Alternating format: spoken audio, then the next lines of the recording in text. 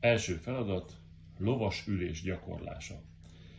A széken, a pléd alatt egy párna van, amit lehet szorítani, és hasonló élményt ad, mint hogyha a lovat szorítanánk. Jó? Emelkedj ki, vissza.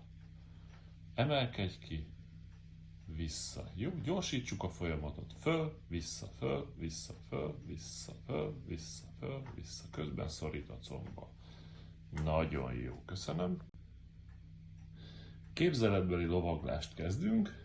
A lónak a lépésjármódját imitáljuk. Az első két láb mozgása hat leginkább ránk, ezt fogjuk gyakorolni. Amikor szólok, akkor jobbra-hátra, balra-hátra tologatjuk ki a csípőnket finoman. Jó?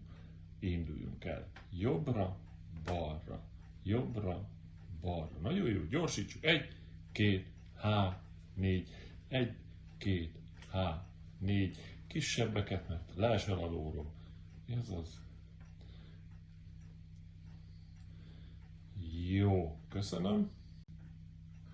Következő a lovaglás mozgásának gyakorlása ritmusra. Feladata hasonló az előzőhöz, csak most már ritmusra. Elindulunk 1, 2, 3, 4.